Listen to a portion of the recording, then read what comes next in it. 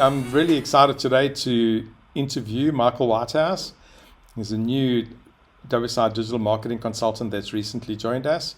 And today we're going to listen to his story and his journey about how and why he decided to, buy a franchise and become a digital marketer.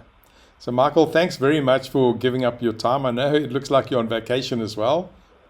Yeah, you notice all the flowery prints? You don't really mind, but Just love the furniture. yeah. Yeah, no, that's great. I hope you're enjoying your vacation. As we were speaking earlier on, it's trying to get away while this pandemic is on. Everybody wants to get a bit of freedom and feeling locked up. So I hope you're enjoying it, and thanks for your time. So let's kick off a little bit about yourself. Tell us, where you live, and pretty much a little bit about your background and your family. Okay, sure. So right now where I live in a small community, about 40,000 people, called Chatham, Ontario. It's in Canada. And it's in the southwestern portion of Ontario. If anybody is not familiar with that, it's like 40 minutes east of Detroit. So we are actually, I think we're on the same sort of latitude as Detroit. Okay. So that's where I live right now. Right now I'm vacationing in the East Coast, so I'm splitting my time between the two, which is kind of nice when you can do that, when you're not locked down as a pandemic piece. So a little bit about me personally. I worked in sort of heavy industry, automotive industry, and utilities for approximately 25 years, working in sort of an engineering function, which would be looking at procuring, dealing with suppliers, all the way to dealing with customers. So it's all sort of functions of that piece. And so the opportunity probably given to me by the pandemic was that there was a portion of time where the pandemic had some sort of beneficial effects. That sounds very strange to say that. Yeah. The fact that it made me realize there's a bit more to life than just to run and work. And working for somebody else. And so you're always at that sort of insistence of it. So I had this work-life balance thing, and we had the family and the work, and usually it was skewed a little bit too far the other way. And one of the reasons I sort of got into this was due to that sort of work-life balance piece and the family commitment. So I have a wife and I have 3 kids, one boy and 2 girls, 2 twins. Twins. There's not 2 twins. They don't have 4. And one of the twins is special needs. She's deaf and autistic. And so by having this balance, it allows me to manage my time better. It allows me to do things that normally if I was in a 9 to 5, or a 6 to 5 job, I wouldn't be able to do. So that was one of the bigger contributors to sort of looking into this. So, and like I said, I'm an engineer by trade, but I have a kind of a mixed background. I have a visual fine arts degree and an engineering degree. Wow. So there's always that kind of debate what I wanted to do in my life. And I think it's a constant struggle.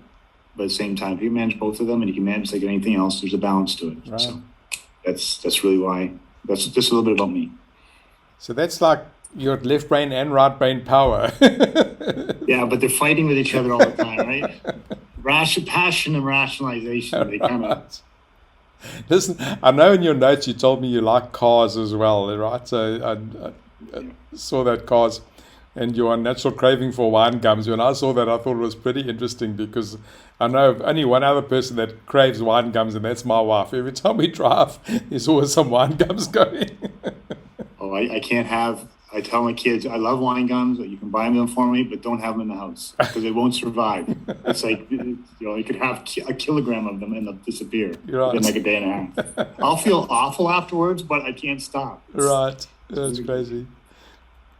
So, it's quite interesting, talking about, work-life balance and making decisions to change it, because definitely, what I've seen, I've also come out of a corporate background of 30 years, and it does get out of step. And I've been in this business for 18 years, so it's been such a change, and you feel so much freer, just being able to, work from where you want to work, and you can work as hard as you need to. And I think I'm probably the worst boss I could be for myself. I think, driving yourself instead of trying to relax. But But it does give you that, that balance that you need. You can actually design your life. That's what I always teach my grandchildren when they say, "Oh, you got it great." I said, "No, I'm designing my life this way, to, take time out and do what you want to do." I'm finding the whole deprogramming thing is more difficult. Not to say that I love working and I love doing what I'm doing, but it's rather than, you want.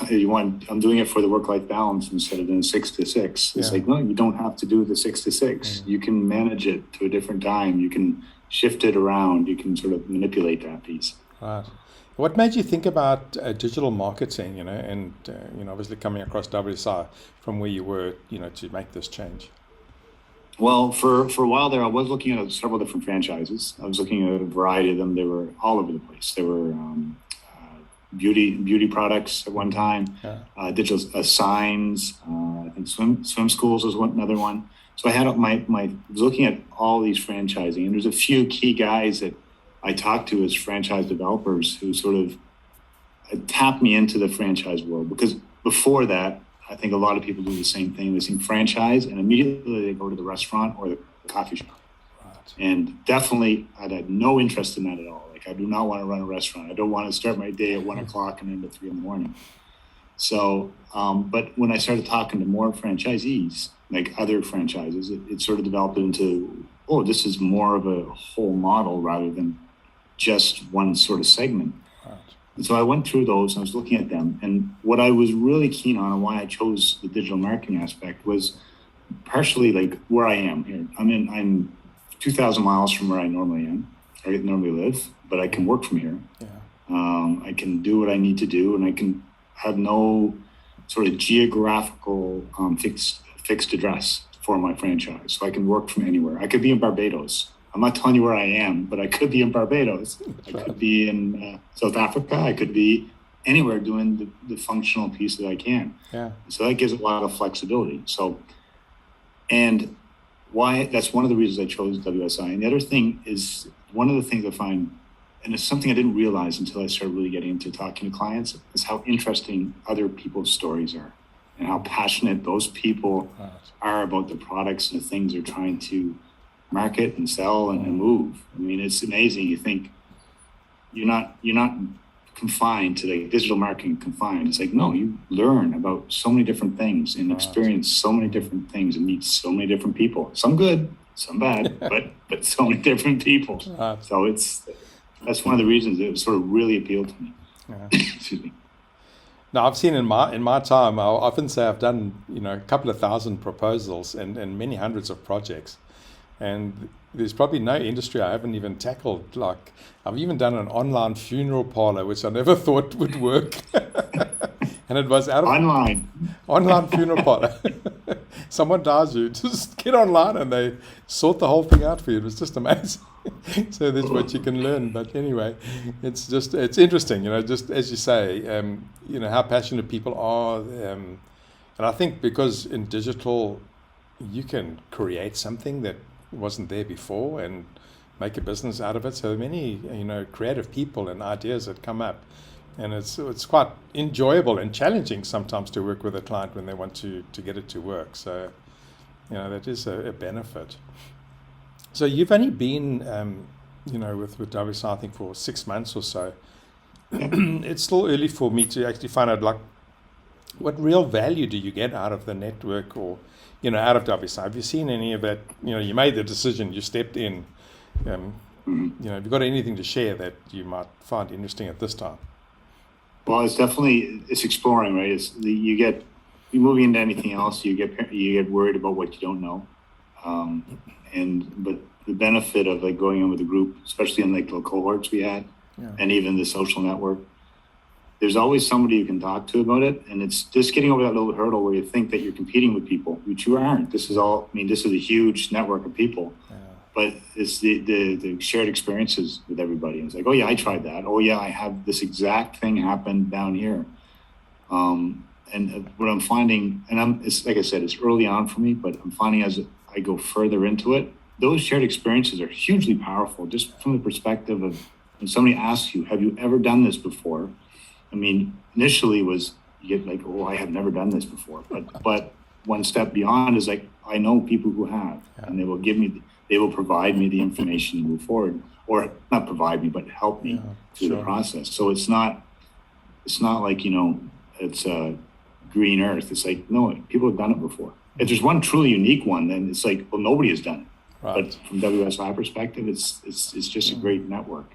And I think that's the benefit I'm sort of seeing as I move forward. I haven't fully realized the benefit of that, but I'm starting to see the value in that. Yeah.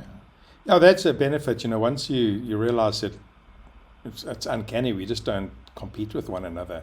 We in many times we will collaborate with one another. When I bought this franchise in 2004, I was worried because there was another franchisee near me, and I thought, well, what am I? What's happening? There's not enough territory for me to work with. And meanwhile, my first 10 customers didn't even come from where I was. So it was just, they were elsewhere.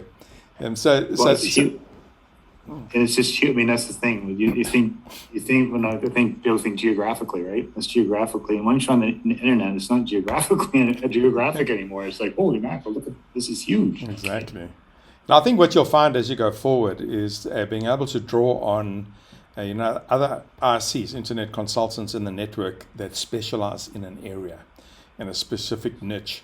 That's the real value. You meet someone and you've got a bigger project. You can call Eric Cook from his banking, or Chuck Bangkok from focusing on schools. They specialize in these areas. I haven't specialized in much. I've been shooting it wide for a very long time, but recently, since I've been on the social selling side on LinkedIn, I've narrowed in onto financial planners and financial advisors, and it's just an amazing industry and field to work with as well. So many times I focus down that road because it's almost like our business. You've got to be well known and well liked and networked to be successful. So it works pretty good. Right. So before while you were working in corporate and in other places, what influenced you to start your own business? I know you talk about work-life business, but you obviously were looking at franchises. With me, I was pretty much retrenched out of corporate and wondering, do I want to get back in, or am I going to take the risk at 48 in those days to get going? And I left it and I went for it. So. Well, I say it's a very similar piece. So part of the big corporations is they become, and they always be careful too. There's always a statement that their people are their biggest asset, and then it's like, and when it comes down to crunch, it is not necessarily so. And so the same thing with probably what happened with other people is, as part of those basically amalgamation, you find yourself outside looking in for no reason other than the fact you were a number. And then I was thinking, I don't want to be a number anymore. So and that was really the thing, is what can I do for myself? How much I put into it is how much I get out of it. Right. Rather than I can put everything into it and nobody realizes how much of effort's involved. And then it's just like, well, we don't need you anymore. Right. So it's sort of the control of your own destiny, so to speak, which has been one of the bigger things. Excellent.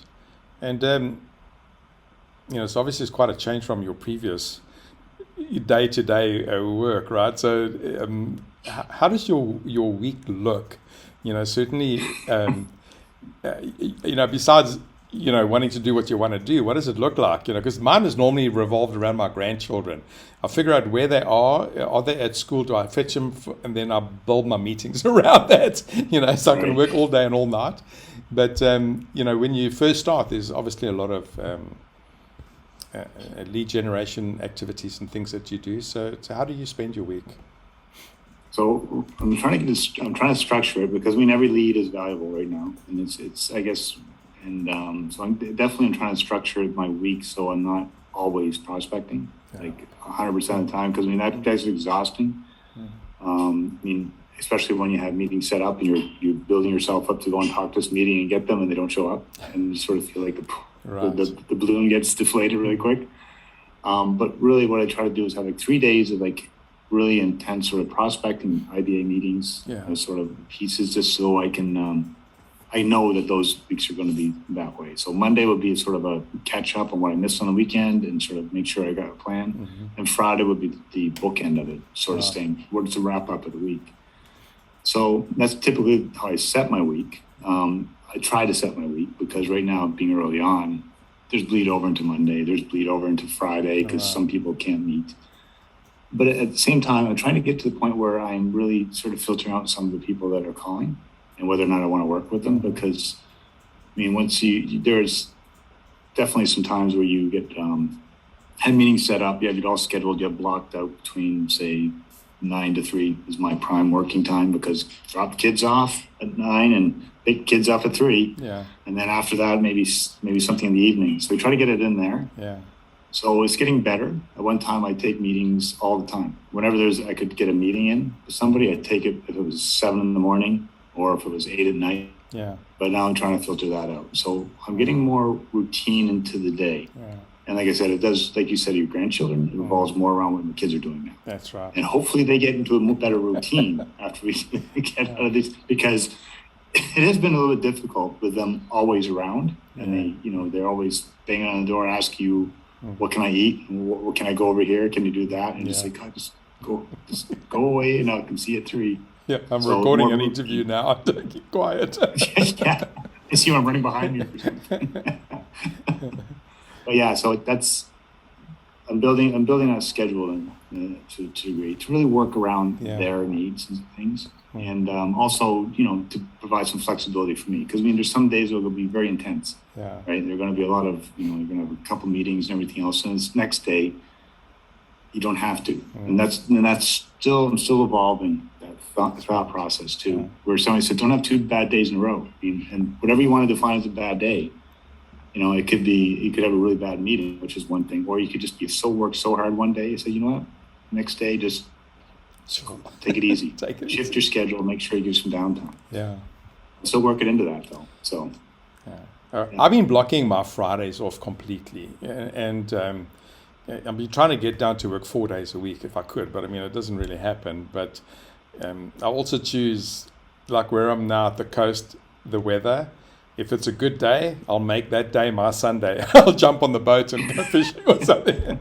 My Sunday could come any day of the week. And I might have to work on Sunday to catch up. But it's interesting that you can, you obviously can spend time with your children, every afternoon, quality time and things like that. Whereas in corporate, you wouldn't have that opportunity. So that's pretty good.